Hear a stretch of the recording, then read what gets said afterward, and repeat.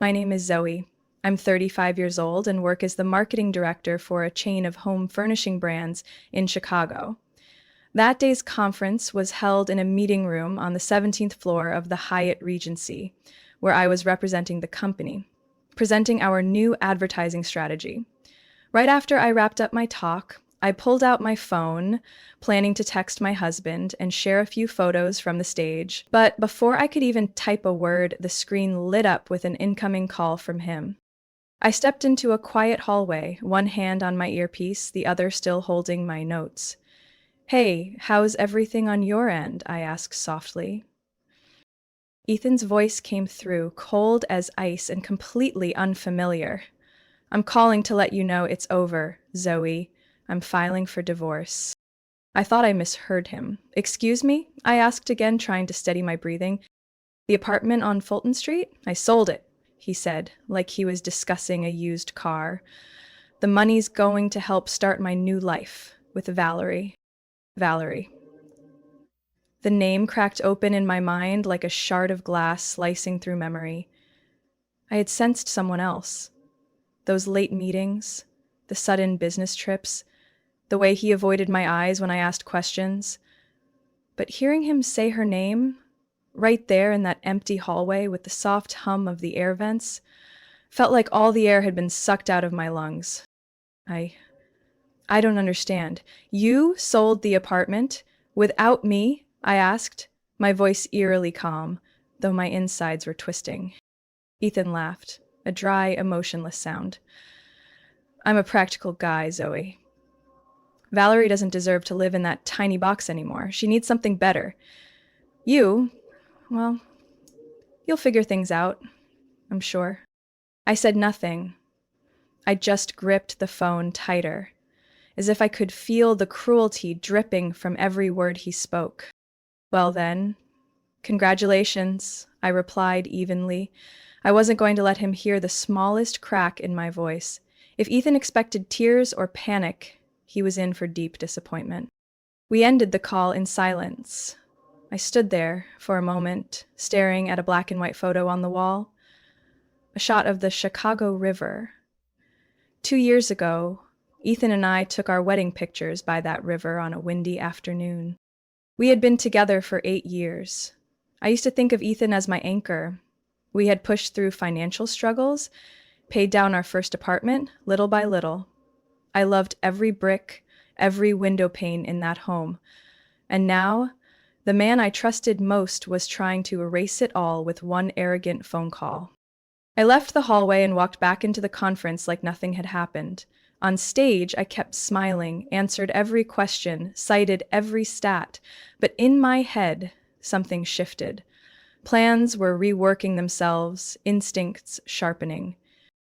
Ethan thought he'd broken me. He believed I would collapse, beg, fall apart. But he chose the wrong woman to bet against. I pulled out my phone one more time. This time, not to message him, but to call the one person who could change the game, Diana, my lawyer. Diana picked up after just 3 rings. Same sharp, no-nonsense tone. That's what had made me trust her for the past 4 years, since I hired her as my personal legal representative. Calling me at this hour must be something big. I took a deep breath. Ethan just called. He said he's filing for divorce, and claimed he sold the apartment on Fulton. The silence on her end stretched for nearly 5 seconds. He said what? Him claimed he sold it. No discussion with me, no heads up. Just announced it like he owns it outright. Diana laughed, a dry, calculating sound. Well then, he just legally shot himself in the foot. I walked toward the hallway window, looking down at the stream of traffic below. He doesn't know, does he? No chance. If Ethan knew the apartment was transferred solely into your name, he wouldn't be acting this confident. 3 months ago, we refinanced the apartment to take advantage of a new, lower interest rate. I hesitated at first when Diana suggested moving ownership to a single name, but after laying out the risks, she was blunt. If things ever go south, the person on the deed is the only one who gets to keep the property. Don't let love blind you when it comes to assets. Ethan signed every document without the slightest hesitation. I remember that afternoon perfectly. He sat on the couch, eyes glued to the TV. "You handle the paperwork, I trust you," he said, never looking up from the game. I kept the original transfer documents locked in a small safe beneath the filing cabinet, a silent shield I stored away, just in case war ever broke out. Now was the time to draw it. "Deanna," I said, eyes still on the city swallowed by night. "We can hit back, right?" "Not just hit back," she replied immediately. "We'll make him regret ever poking this hornet's nest. He had no legal right to sell anything, and if he's already taken money, that's property fraud. He could face criminal charges." I felt a chill run down my spine. He clearly said sold it, so that means there was a transaction. Perfect. The clearer it is, the easier to handle. Her tone shifted into professional mode, cold and precise.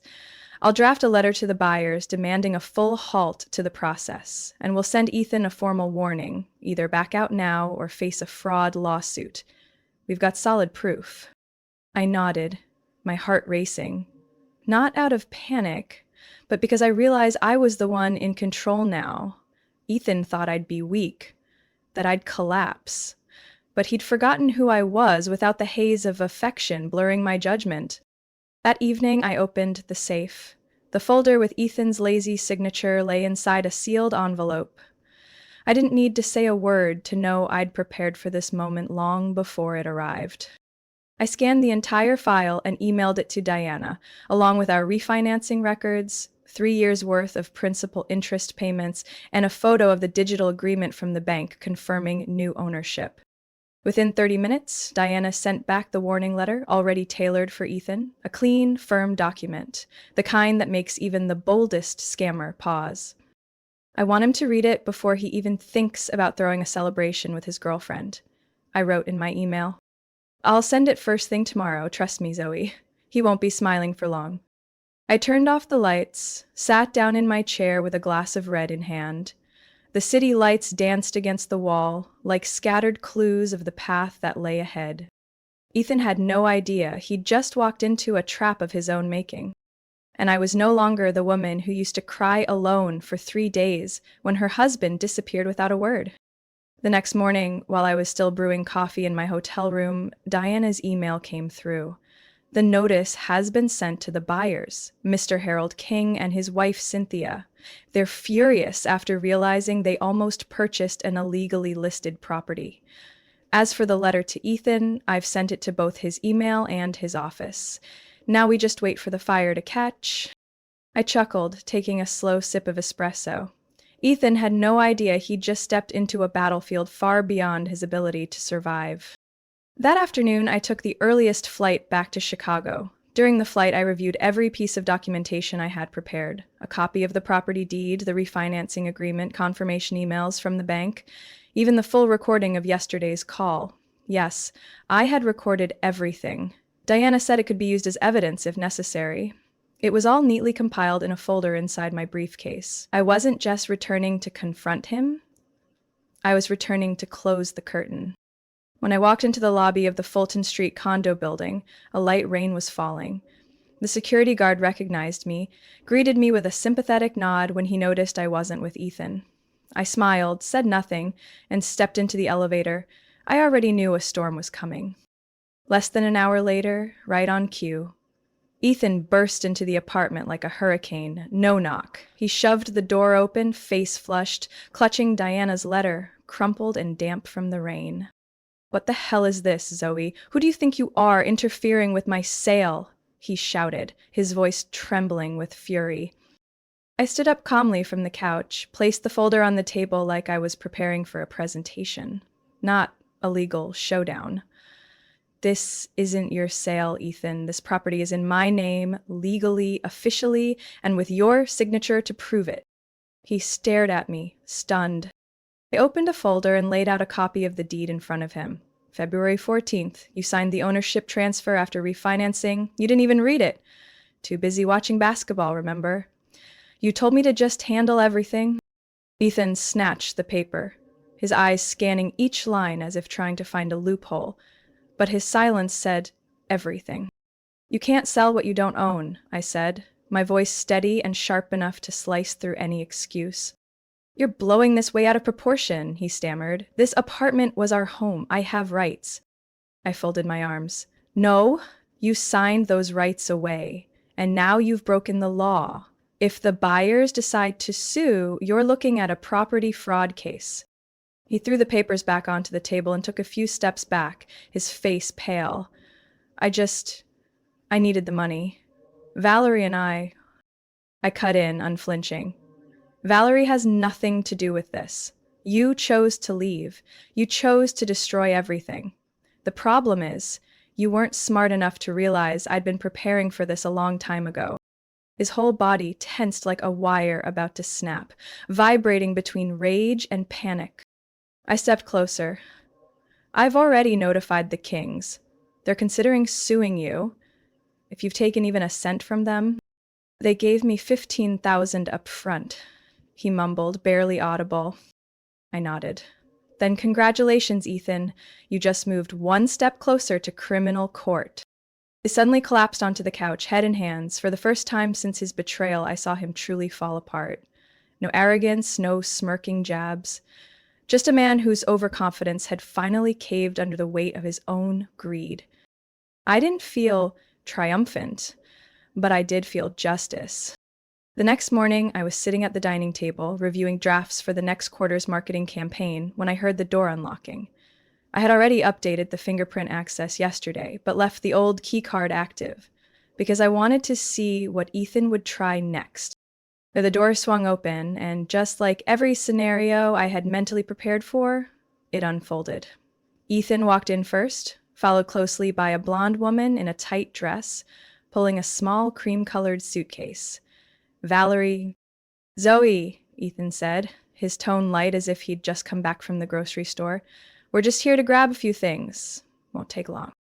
I stood up, eyes fixed on the woman, scanning the living room like she was inspecting a model home. Oh, so this is the place you used to live? Valerie asked casually, not even offering a hello. It's not bad, but those curtains have to go. I walked slowly toward them and stopped by the kitchen island. Valerie, I said, eyes locked on her. Before you start redecorating, there are a few things you should know. She turned to me with a polite smile. I'm listening. This apartment, I said, clearly enunciating every word, is legally and solely owned by me. Ethan's name is nowhere on the deed. He has no right to sell it, and certainly no right to share it with anyone, especially a mistress. She froze. Her gaze shifted from me to Ethan.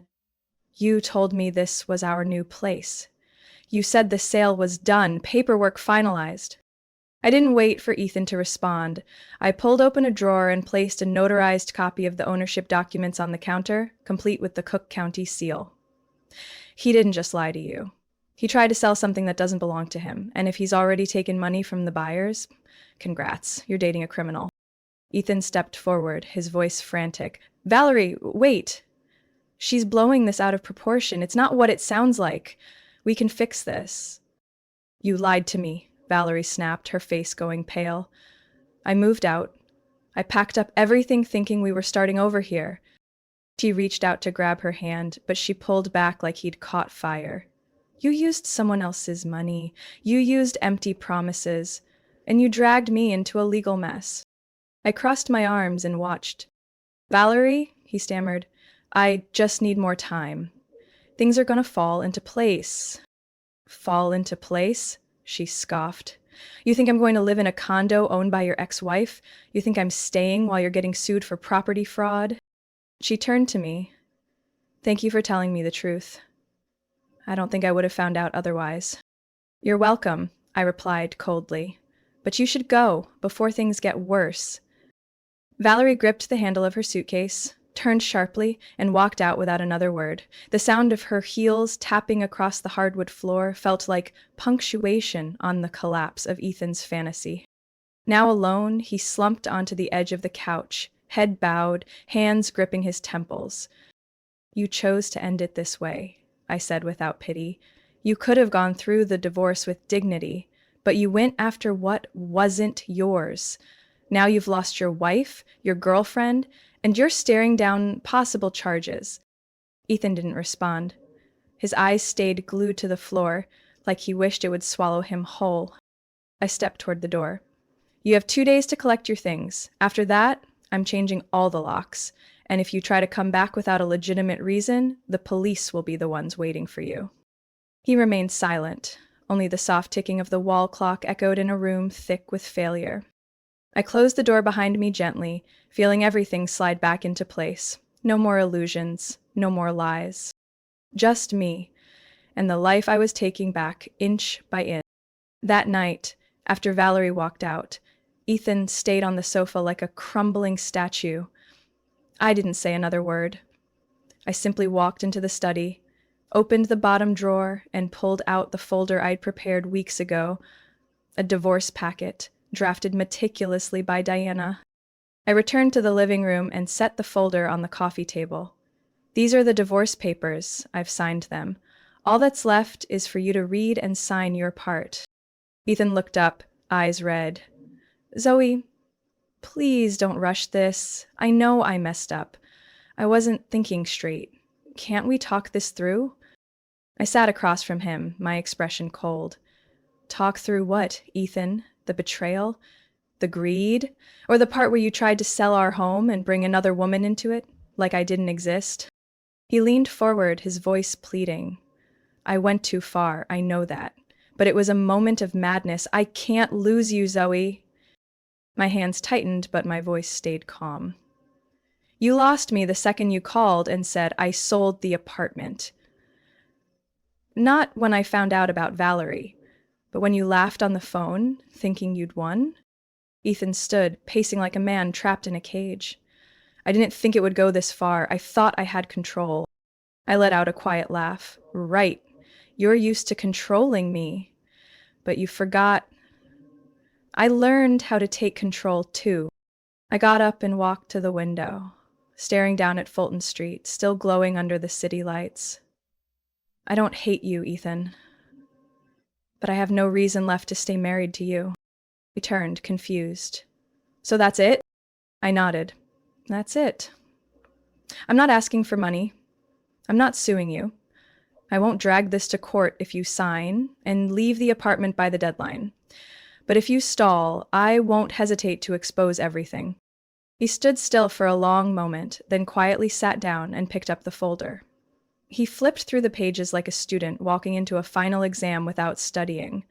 I didn't need to pressure him. I knew he had no cards left to play.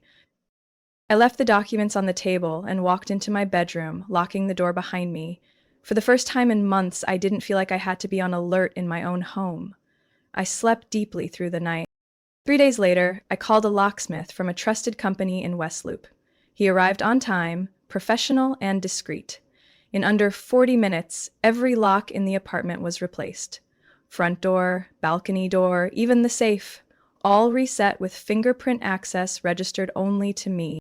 I stood in front of the door after he finished, lightly touching the keypad. A soft beep confirmed access. In that moment, I wasn't just locking the past. I was opening a door to something new. I turned to the locksmith. Keep the old lock set. I'll send it to my attorney as proof of property control transfer. He nodded, no questions asked. I appreciated that kind of professionalism. No more, no less. That night, I sat alone in the apartment that now fully belonged to me. No more careless footsteps, no more unfamiliar cologne in the bedroom, no more indifferent stares from a man who hadn't loved me in a long time. I turned on the speakers, played the old playlist Ethan once mocked as corny, poured myself a glass of Cabernet Sauvignon, and sank into the sofa. The soft, golden light from the lamp spilled across the wool rug I'd picked out last year. The one Ethan had always hated, but I never returned. I had everything he thought he could take from me. Saturday afternoon, I tied my hair up, threw on an old hoodie, and hit play on the Get Your Power Back playlist on Spotify. The scent of lavender oil I loved filled every corner of the apartment. No trace left of the Ralph Lauren cologne Ethan used to spray everywhere like territorial marking. I opened every window wide. April sunlight poured in, bringing fresh air with it. In my hands was the first red-labeled box. His stuff removed immediately. The desk Ethan insisted on keeping because it was solid imported wood went up for sale online at half price, just to get it out faster. His bulky gaming chair got wheeled into the hallway with a note, "Free, if you're brave enough to sit in it." I didn't even bother listing it. I replaced the bed sheets, pillow covers, rugs, and curtains. Anything that still held a shared memory. Bit by bit, the apartment started to look like me. A light oak bookcase, warm yellow string lights hanging on the balcony, and a hanging fern by the kitchen window. My new favorite spot to watch the Chicago skyline every evening. Around 4 o'clock, the doorbell rang. I knew exactly who it was. "Alda and Queen of Renovation?" Madison's voice rang out as I opened the door. She's been my best friend since college, a sharp, witty, intellectual property lawyer who never liked Ethan. "Come in, no questions, just drinks," I said, holding up the chilled bottle of Prosecco I'd prepped that morning. We popped the cork, poured into 2 flutes, and sat cross-legged on the living room floor, beside the new Scandinavian-style coffee table I'd just assembled. "Here she is," Madison leaned back, sipping. Finally seeing that old Zoe look again. No more tight smiles, no more silent resentment, no more exhausted sighs every time someone leaves their jacket on the floor. I smiled. I never realized how light a space could feel when the wrong person is no longer in it. We sat there, surrounded by memory dump boxes and soft LED lights strung around the ceiling, eating pizza and laughing over stories I had long buried. Madison's always been the one person I could open up to completely. She doesn't do hollow comfort. She brings clarity and action. "I know this wasn't easy," she said, raising her glass. "But the Zoe I know never needed someone else to define her. Freedom is something you had once, and now you've taken it back." I clinked my glass to hers, warmth rising from both the Prosecco and her words. The apartment no longer felt like a cage. It felt like a home, built entirely on my terms. We finished rearranging everything by 8 p.m. As Madison left, she gave me a long, tight hug. "Call me if that guy shows up again. I won't hesitate to invoke Section 14B of civil enforcement." I laughed, standing at the door as she disappeared down the hall. Alone again, I turned on the desk lamp, pulled out a blank sheet of paper, and wrote, "Things I want. A quiet space to breathe. A life where I don't need permission to feel joy. Relationships that don't rely on one-sided sacrifice." I folded it and taped it to the mirror in my bedroom, like a pact with myself. That night, I experienced something I hadn't felt in years. Peace. No more watchful eyes, no double meanings, no pressure to fake happiness for someone else's benefit. Just me, sitting in my own apartment, free, calm, and ready for the next chapter. 1 month after Ethan left the apartment, I received an email from Diana's office. "The court has approved the filing. Divorce finalized, no disputes, no objections." I read the line in silence, then set my phone down on the kitchen counter. No tears, no deep breaths, just a very specific feeling. Like someone had lifted a boulder off my chest, Diana added. "Ethan hasn't responded since we resent the paperwork. Looks like he knows there's no way out." Knows, or was forced to. With every legal document on my side, Ethan had no choice but to sign and disappear. He'd gambled foolishly and lost everything. But what surprised me wasn't how quickly he gave up. It was how, even after all of it, Ethan still tried to crawl back. The first text came a day after the court's ruling. "Zoe, I signed. Can we talk?" I didn't respond. 3 days later, "I've been thinking about everything we lost. Will you give me a chance to explain?" Still nothing. The following week, near midnight, "I can't believe you actually ended it. You used to be my whole world, remember?" I deleted the message without reading it twice. I wasn't angry. I wasn't hurt. I simply didn't care anymore. That was the strangest part. realizing that someone who once made me cry myself to sleep every night now couldn't stir even a flicker of emotion. I didn't need an apology. I didn't need him to remember who stood by him through his darkest moments. I needed one thing: freedom. After my final meeting with Diana to sign the closing documents, I stepped out of her office with a copy of the divorce decree in my bag and a latte from the cafe across the street in hand. I stood at the intersection of Clark and Monroe, bathed in the golden light of an early summer day, and felt like I had stepped into an entirely new world. No one knew I had just gotten divorced. No one looked at me like I was broken. People walked past, lost in their own lives. And I stood there, smiling to myself, knowing that I had finally escaped the place that once caged both my heart and my self-worth. That night, I went to Madison's rooftop for her casual wine and fire pit hangout. Most of our college group was there. No one mentioned Ethan. No one brought up the past. They welcomed me with laughter and full glasses. "Welcome to the world of independent women," Madison said, raising her drink. "This is your new chapter, one where you write the script." I toasted with her, this time feeling no need to prove anything to anyone. From that moment, I started living life my way.